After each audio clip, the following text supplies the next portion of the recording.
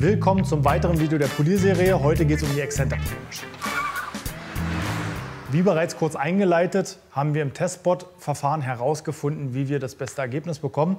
Und um diesen Prozess abzukürzen und auch überlegen zu können, für welchen Defekt ich welche Maschine nehme, wollen wir uns jetzt einfach mal die verschiedenen Maschinen angucken. Wir starten, wie gesagt, heute mit der Exzenter Poliermaschine und wollen mal so ein bisschen über deren Eigenschaften sprechen, deren Stärken, deren Schwächen und worauf man dabei achten muss. Bevor wir uns die einzelnen Maschinen angucken, was ist eigentlich eine Exzenter Poliermaschine? Der Begriff Exzenter bedeutet aus dem Zentrum, aus der Mitte und beschreibt im Endeffekt die Bewegung, die der Stützteller macht. Denn er bewegt sich in einem zufälligen Orbital. Das bedeutet, wenn wir uns den Stützteller hier mal angucken, bewegt er sich nicht alleine rund, sondern bewegt sich motorgetrieben seitwärts. Das passiert durch eine Unwucht, die hier am Getriebe angeschlossen ist und hier im Gehäuse versteckt ist. Und dadurch, dass das Getriebe die antreibt, bewegt sich das immer in so einer Eierbewegung quasi, wenn man so will. Durch die dabei entstehende Fliehkraft dreht sich der Stützteller, wenn man alles richtig macht. Das heißt, wenn nicht zu viel Druck angewendet wird oder die Maschine nicht verkantet wird. Und in Kombination dieser beiden Bewegungen, dem Orbit und der Drehung, bekomme ich eben den Cut, also die Abtragsleistung der Maschine. Mittlerweile kann man gar nicht mehr sagen, dass die Exzenter Poliermaschine weniger Cut hat als die Rota, denn es kommt heutzutage nur noch auf den Lack an. Es gibt Lacken, da hat die Exzenter mehr Cut, es gibt Lacke, da hat die Rota mehr Cut. Das liegt einfach an der Art der Bewegung, um da mal ganz kurz einzusteigen. Bei sehr weichen Lacken zum Beispiel kannst du dir vorstellen, dass der Lack beim Bearbeiten wie so eine Welle mitschwingt, auf einem ganz mikroskopisch kleinen Bereich, aber um es zu verdeutlichen, sage ich es so. Und wenn ihr jetzt mit der Rotationsmaschine die ganze Zeit auf dieser Bahn dreht, dann wabbelt ihr die Welle immer so vor euch her. Wenn ihr jetzt eben diesen Orbit habt, der zwischendurch seine Richtung ändert, dann könnt ihr euch vorstellen, wenn die Maschine da lang schiebt, wird die Welle aufgebaut. In dem Moment, wo sie in eine andere Richtung schiebt, kommt sie wieder zurück und dann ändert sie wieder die Richtung und trifft eben auf diese aufschwappende Welle, jetzt in meiner Metapher gesprochen, und erzielt dadurch einen sehr hohen Cut, einen sehr guten Abtrag im Vergleich zur Rota. Worauf ich hinaus will, es kann nicht mehr pauschal gesagt werden, dass Exzenter sind Maschinen fürs Finish, Rota sind Maschinen für den Cut und so müssen wir es machen, sondern es muss immer im Testbot ausprobiert werden. Genauso wie man nicht sagen kann, dass die Exzenter weniger Cut hat als die Rota, kann man auch nicht sagen, dass die Exzenter ein besseres oder leichteres Finish macht als die Rota. Natürlich habe ich keine Hologramme, die diese spektakulären Bilder auf dem Lack zeichnen, die jeder von euch kennt, denke ich mal. Aber ich habe den sogenannten Haze, einen Grauschleier. Der passiert einfach dadurch, dass das Polierkorn noch nicht zerlegt ist oder noch nicht fein genug ist und einfach mikroskopisch kleine Kratzer macht. Durch diese gerade Bewegung, die dann in den Kreis übergeht, weil ich habe ja einen Orbit und eine Drehung ineinander, sind die Kratzer einfach länger und gleichmäßiger über den ganzen Lack verteilt und dafür sehr fein. Das erzeugt einen Grauschleier. Im Endeffekt kann man sagen, der Haze oder der Grauschleier ist das Hologramm der Exzenter Poliermaschine. Deswegen kann man nicht sagen, dass sie immer ein besseres Finish machen. Ganz im Gegenteil. Wenn man es darauf anlegt, da gibt es Videos, gebt es einfach mal bei YouTube ein und einen Glanzvergleich mit dem Messgerät macht, hat die Rota einen Tick mehr Glanz, eben wegen dieser Eigenschaft, dass die Kratzer der Rota im feinsten Zustand feiner sind und damit nicht mehr gesehen werden als bei der Exzenter. Man muss natürlich noch mal dazu sagen, wir werden nie ein Auto kratzerfrei kriegen. Unter dem Mikroskop haben alle Autos Kratzer, egal was wir tun. Es geht darum, dass es möglichst gut aussieht. Und wenn man dann so ein Glanzmessgerät im Vergleich aufstellt, dann kommt man einfach zu dem Ergebnis, dass generell die Rota ein besseres Finish hat als die Exzenter in einem messbaren Bereich. Ob dieser sichtbar ist, stelle ich in Zweifel. Das ist, glaube ich, sehr viel Subjektivität, die da reinfließt. Aber in einem messbaren, objektiv messbaren, mikroskopischen Bereich, der in Klammern für uns keine Rolle mehr spielt, Klammer zu, ist das definitiv so. Wer es von der Rota jetzt gewohnt ist, bei der Maschine auf ein Drehzahlband zu achten, ist bei der Exzenter Nese, wie man so unschön sagt eigentlich. Es stehen zwar auch Drehzahlbänder drauf, jetzt hier gerade bei der Rupes und auch bei der Flex steht zum Beispiel drauf von 2500 bis 5300. Ja, wer sich mit der Rota beschäftigt hat, kriegt da das Ohrenschlackern, denn eine Rota dreht so, sagen wir mal, zwischen 400 bis 600 im unteren Bereich, bis oben rum so bis 1,8, 2,5, vielleicht auch mal 3 bei einer Makita. Also ganz andere Volumen. Geht aber auch einfach darum, dass sie die Orbitalbewegung ist, Hub pro Minute, und die sagt erstmal nichts vergleichbar mit diesem Drehzahlband aus bei der Rota, außer das Potenzial an Leistung, die da auf den Lack gebracht wird. Ich denke, das Drehzahlband gerade in absoluten Zahlen kann man relativ vergessen. Auf den meisten Polituren ist bei der Exzenter tatsächlich auch eine Stufe angegeben und keine Drehzahl oder keine Hubzahl, wie hier aufgezeichnet ist. Der letzte Faktor, den wir jetzt erstmal betrachten wollen, ist das Thema Hitzeentwicklung an der Maschine und auf dem Lack. Bei einer Rota ist natürlich ganz klar, wir haben eine hohe Hitzeentwicklung durch diese punktuelle Kreisbewegung, entsteht viel Hitze, mit der wir klarkommen müssen, mit der wir arbeiten müssen, aber auch arbeiten können, also die ein Potenzial birgt, was ich dann bei der Rota oder im Video zur Rotationsmaschine genauer erkläre. Bei der Exzenter haben wir tendenziell kaum Hitze. Das, was an Wärme auf dem Lack entsteht, ist geeignet, um eine Politur durchzufahren, aber es wird nie so warm sein, dass wir ein Bauteil durchpolieren oder durchschmelzen, ne, wie bei einer Rota, wie das passieren kann. Was aber dafür ein Faktor ist, ist die Hitze, die zwischen Pad und Stützteller oder die durch die Maschine an das Pad weitergegeben wird, entsteht. Das kann nämlich dazu führen, dass sich einige Pads vom Klett trennen, weil einfach da eine enorme Wärme entsteht, weil das so ein Hitzeabfuhrproblem ist. Welche Pads da am besten geeignet sind und warum, dazu komme ich nochmal in einem Sondervideo, wo wir über das Zubehör für die Exzenter sprechen. Das würde jetzt einfach hier den Rahmen sprengen, aber das ist ein Faktor, den wir auf jeden Fall noch betrachten müssen. Für Anfänger und für Einsteiger in dem Bereich stellt sich natürlich immer die Frage, wie viel Geld muss ich ausgeben für so eine Poliermaschine? Und die Frage lässt sich pauschal schwer beantworten. Ich empfehle immer jedem, der hin und wieder mal ein Auto poliert, vielleicht 2, 3, 4, 5 Mal im Jahr, sich so eine günstige Poliermaschine zu kaufen. Die gibt es mittlerweile von diversen Herstellern. Das ist jetzt noch eine ganz alte Vorführmaschine von uns, noch von Lupus Autopflege. Die gibt es auch sehr vernünftig von Liquid Elements, aber auch von Krausholz. Die Maschinen sind zu gebrauchen. Wir verlinken sie hier unten mal, welche wir euch empfehlen. Das sind im Endeffekt Einsteiger-Exzenter-Maschinen, die tun, was sie sollen. Sie polieren auf dem Lack, sind dabei nicht extrem leistungsstark, reichen aber für ein vernünftiges Ergebnis im Hobbybereich. Grundsätzlich kann man mit diesen Maschinen genauso ein gutes Ergebnis erzielen wie mit Profimaschinen, also mit sehr teuren Maschinen.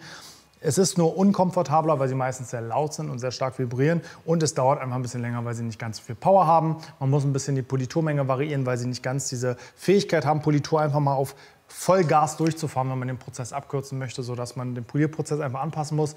Aber wer hin und wieder mal ein Auto poliert oder gerade mal mit dem Thema startet, für den ist so eine Maschine wunderbar geeignet, liegt so im Preisbereich 150 bis 300 €. Ein Preisbereich höher sind die Flex-Exzenter-Maschinen oder auch Makita-Exzenter-Maschinen. Die hier, die XFE 15 mit Kabel, muss man sich jetzt dazu denken, habe ich nämlich gerade nicht hier, liegt so 355 netto, glaube ich. Also sagen wir mal im Angebot 350 und 400 € brutto bekommt man die Maschinen. Haben 15 mm Hub, ne, das ist der Hub, beschreibt die seitliche Bewegung. Und hier kann man sich merken, je größer der Hub, desto mehr Abtrag. Aber auch desto mehr Haze, ne, weil eben diese Kratzer, die ich erklärt habe, länger werden und damit schneller sichtbar sind. Kann man pauschal sich so merken. Wie gesagt, die Flex-Maschinen finde ich sehr hochwertig. Liegen so 350, 400 € und es ist eigentlich eher so eine Gewissensfrage, ob Rupes oder Flex. Ob man sagt, man möchte in dem Bereich mit einer Flexmaschine arbeiten oder mit einer Rupes. Es ist auch wirklich eine Handling-Sache, ne? Die Maschine ist deutlich länger, hat hier diesen Griff. Man hat ein ganz anderes Gleichgewicht, das ist wirklich eher eine Geschmackssache. Von der Leistung nehmen sich die beiden neuen, also die Mark III und die Flex XFE 15 wenig. Ich denke, die Flex hat einen Tick mehr Power, aber ich glaube, in der Praxis sind beide sehr gut geeignet, um optimal damit zu polieren und haben beide wirklich viel Druck und sind einfach nur eine Frage, welche Maschinen mag ich mehr und welches Budget mag ich mehr, denn die sind nochmal einen Tick teurer, die liegen so um die 450, 500 €. Man kriegt sie auch manchmal günstiger. Das hier ist jetzt die Mark II, weil unsere Mark III gerade in Reparatur ist, haben wir hier ein Leihgerät zur Verfügung gestellt bekommen. Die ist meiner Meinung nach der Flexmaschine unterlegen. Die hat für mich zu wenig Power, zu wenig Hub. Da müsste man jetzt hier noch mal was umbauen. Es gibt dafür eine Umbauvariante, damit sich der Teller freier dreht. Der führt dazu, dass die Garantie erlischt, nur mal so am Rande. Aber der gibt ja noch mal ein bisschen Power. So ist der Teller für mich nicht freigängig genug. Wenn dann Rupes, würde ich zur Mark III raten. Es gibt ja auch noch einen 21 mm, noch mehr Hub. Dann aber eher geeignet für große Flächen, also wer viele Amis bearbeitet, Flugzeuge, Boote, da kann man die nehmen. Für den Autobereich eher aus meiner Sicht ungeeignet. So, um Hub reduzieren wir jetzt nochmal und gehen noch mal ein bisschen in die Spezialmaschinen, denn was teure Exzenter-Poliermaschinen leider so an sich haben, sie haben einen kaum wechselbaren Stützteller, ist gut. Kaum wechselbar, weil sie lassen sich meistens zwischen 125 und 150 mm wechseln, nicht aber in den kleinen Bereich 75, 85 oder noch kleiner. Wer sich also für so eine Maschine entscheidet, muss darauf vorbereitet sein, entweder mit einem Akkuschrauber und einem kleinen Aufsatz für schmale Stellen auszuhelfen oder sich gleich noch eine kleine Maschine zu kaufen. Und zu denen kommen wir jetzt. Habe ich jetzt nur das Pendant von Rupes.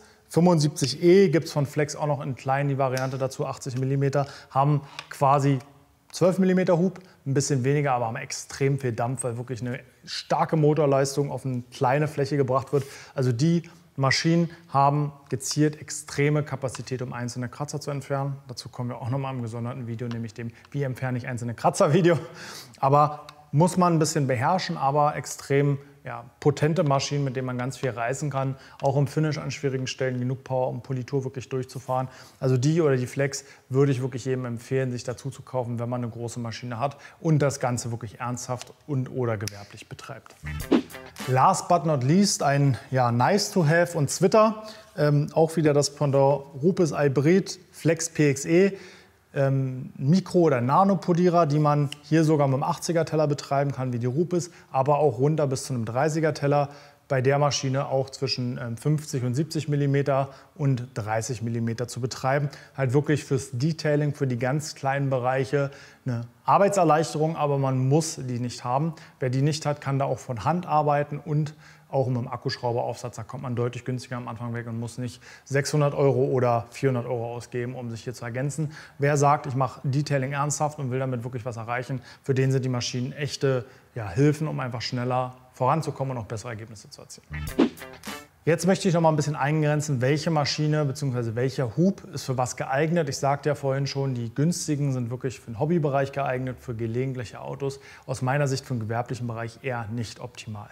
Bei den teuren Maschinen ist es, wie gesagt, die Wahl zwischen Flex, Rupes und vielleicht noch Makita, das sind so die Player, die da mitspielen, ist eine Preisfrage und auch eine Frage der Ergonomie. Flex ist alles sehr kompakt, sehr direkt, sage ich mal, während Rupes sehr ausgewogen und lang ist, aber dafür auch gut balanciert. Also ich kann nicht für das eine oder das andere sprechen, zumindest nicht objektiv. Ich persönlich arbeite lieber mit Flex-Maschinen, das ist eine rein subjektive Sache. Liebe aber auch meine Rupes Mark III, also mit der arbeite ich auch zum Beispiel sehr gerne. Aber im Großen und Ganzen liegt mir die Bauform der Flex einfach ein bisschen besser, ist ein bisschen kompakter. Aber wie gesagt, das muss jeder am Ende für sich selber entscheiden. Die nächste Entscheidung, die man treffen muss, ist, wie viel Hub brauche ich denn? Wenn ich sage, ich bleibe bei Flex, habe ich gar keine Wahl, da geht es nur zwangsangetrieben oder nicht. Da gibt es keine Wahl in dem Hubbereich. Zum Thema Zwangsantrieb kommt noch mal ein extra Video, da sprechen wir nochmal drüber. Wer sagt, ich möchte mich mit Rupes ausstatten, der hat die Wahl zwischen 15 mm, 21 mm oder einen drunter, der Duetto mit 12 mm Hub.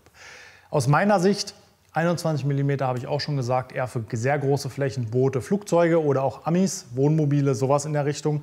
15 mm für mich wirklich ein Allrounder für alles. Manchmal ein bisschen tricky im Finish, gerade auf empfindlichen dunklen Lacken, weil man durch den großen Hub halt tendenziell eher Probleme mit dem Haze bekommen, mit einem Grauschleier bekommen. Da muss man mit der Politur sehr gut harmonieren und sehr gut die Politur verstehen, um halt sich nicht da die Karten zu legen. Da hat man es mit so einer Duetto einen Tick leichter, weil die durch die 12 mm und trotzdem der hohen Power, dass die Politur leichter durchfährt und diesen Haze nicht so stark produziert wie die 15 mm.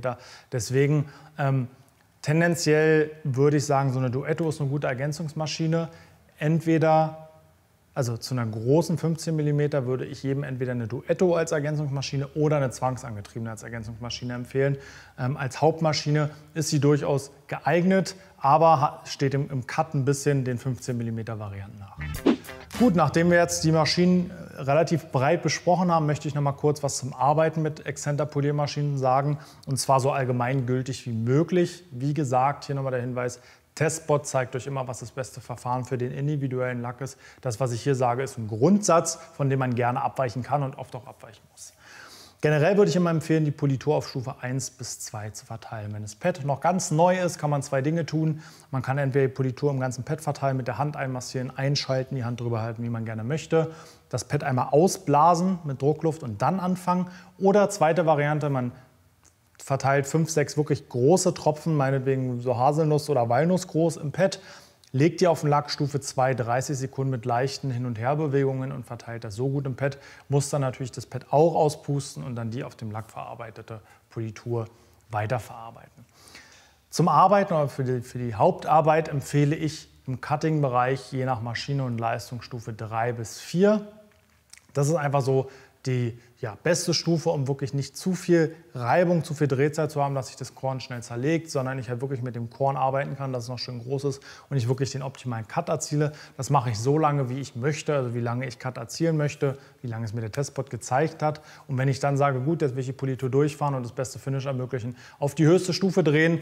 Manchmal muss man auch ein Stück zurückdrehen, wenn zu viel Hitze entsteht, das muss man merken, aber so 5 bis 6 Vollgas, bisschen schnellere Armbewegungen, die Politur durchfahren, bis sie möglichst durchsichtig ist und dann hat man ein gutes Ergebnis. Zwischen den Durchgängen immer das Pad ausblasen, damit es sich einfach nicht verstopft und das Polieren einfacher und besser wird. Beim Arbeiten mit der Maschine ist wichtig darauf zu achten, dass sich der Stützteller die ganze Zeit dreht. Dafür könnt ihr euch einfach eine kleine Markierung an den Stützteller machen, irgendwie einen kleinen Klebepunkt oder einen schwarzen Streifen, um zu sehen, ob er sich dreht. Denn wenn er sich nicht dreht, verschenkt ihr einfach Cut. Nichtsdestotrotz ist es durchaus so, dass man mit der Exzenter auch mit Druck arbeiten kann. Ein bisschen Druck sollte auch sein, damit das Polierpad gleichmäßig aufliegt und nicht irgendwo an Ecken absteht oder sich ungleichmäßig dreht, weil das sorgt nämlich für Haze und für Polierfehler, die wir nicht haben wollen. Also ein bisschen Druck kann ruhig aufgebaut werden, immer natürlich mit dem Hinterkopf, dass sich das Pad unbedingt drehen soll. Genauso kann man mit der Exzenter auch auf Kante fahren, wenn man das möchte. Wenn man in eine Rundung rein möchte, mit einem konischen Pad, was ein bisschen übersteht, wo man auch hier ein bisschen Luft zum Stützteller hat, kann man das auch auf Kante drehen und darauf achten, dass sich die Exzenter dreht. Das ist ohne Probleme machbar. Man muss sich erstmal, wenn man halt den Winkel der Maschine wechselt, immer so ein bisschen einfummeln, bis man wieder die optimale Drehung hat und dann kann man weiterarbeiten. Wie gesagt, das Wichtigste ist am Anfang darauf zu achten, dass sich der Stützteller dreht. Deswegen kann man auch mit der Exzenter super gut polieren lernen, weil die einem gerade auf Stufe 1, 2, 3 super Feedback gibt. Also wer noch nicht gut polieren kann, Exzenter, Stufe 1, 2, 3 und polieren mal eine ganze Haube ohne Pause oder dass sich der Stützteller komplett dreht, dann weißt du, wann du eine Maschine gerade hältst. Ne? Wie gesagt, tendenziell sollte sie gerade gehalten werden. Das Schöne ist, die Exzenter gibt euch halt wirklich dauerhaft Feedback, ob ihr sie gerade gut haltet oder irgendwelche Fehler macht. Arbeitet die Stufen sauber durch und dann gibt es auch keine Probleme und auch die höchste Kapazität an Cut und auch an Finish. Abschließend zu dem Video vielleicht nochmal eine Zusammenfassung für alle, die jetzt darstellen und sagen, ja, ist ja alles schön und gut, aber welche Maschine kaufe ich mir denn jetzt und wann kaufe ich mir welche Maschine? Einsteiger-Guide, ich weiß noch nicht genau, ob ich das länger machen will. Ich poliere nur mal 1, 2, 3, 4, 5 Autos im Jahr. Wirklich eine vernünftige Liquid Elements oder eine vernünftige Kraus Tools, kann man nichts mit falsch machen, funktioniert wunderbar. In dem Moment, wo ich ins Gewerbe reingehe, kann man die Maschine gerne als Ergänzung sehen, denn bei vielen von den Maschinen, gerade den 8 mm Hub-Varianten, kann man den Stützteller auf klein wechseln und hat dann schon eine kleine Maschine. Dann sollte es aber Richtung großer 15er Hub-Exzenter gehen. Entweder Flex oder Rupes, habe ich jetzt genug gesagt, das ist wirklich eine Geschmackssache. Wenn ich dann damit wirklich gearbeitet habe und sage, jetzt unabhängig von Rotor und allem drum und dran, ich hätte gerne noch eine Ergänzungsexzenter für die kleinen Bereiche, weil ich mit meinem Akkuschrauber nicht mehr weit komme oder dann doch die Hologramme nicht wegkriege oder nicht von Hand polieren will, dann gerne eine 80er Maschine, entweder eine mit Kabel wie die 75E oder das Pendant von Flex oder man greift gleich zur PXE, wo ich einen 80er Teller habe, aber auch gleich noch eine Ergänzung bis hin zu 30 mm runter, denn das wäre der nächste Schritt, wenn ich sage, ich muss jetzt noch weiter gehen, eine noch kleinere Maschine. Wenn man die nimmt, hat man gleich 2 in 1 sozusagen, hat man den 80er Teller mit einer vernünftigen Power, natürlich nicht mit einem Dampf wie einer Kabelmaschine, das ist einfach so, aber wirklich vollkommen in Ordnung, mit der kann man wunderbar arbeiten, der steht den anderen in nichts nach vom Ergebnis her. So, und dann sind wir auch schon am Ende. Dann kann man natürlich noch mit allen möglichen Maschinen ergänzen, wenn man Spaß an der Freude hat. Nimmt vielleicht dann nochmal das andere, was man nicht gekauft hat, eine Rupes oder Flex, nimmt sich noch eine Duetto, wenn man das möchte. Also alles darüber hinaus ist dann wirklich nur noch just for fun und weitere Ergänzungen. Das sind so die 3 Steps von einer einfachen Maschine bis hin zur ersten Profimaschine, zur zweiten, die dann dazukommt und dann der optimalen Ausstattung für alle Gegebenheiten. Wenn ihr Fragen habt, schreibt es bitte in die Kommentare. Wir können diese Polier-Videoserie auch um gerne 1, 2 bis 5 Videos ergänzen, gar kein Problem. Sie geht noch viel weiter. Wir kümmern uns noch um Rotor, Zwangsexzenter und wie ihr damit verschiedene Kratzer auch entfernt. Wie gesagt, Kommentare gerne in die Kommentare. Fragen gerne in die Kommentare. Danke fürs Zuschauen. Bis zum nächsten Mal.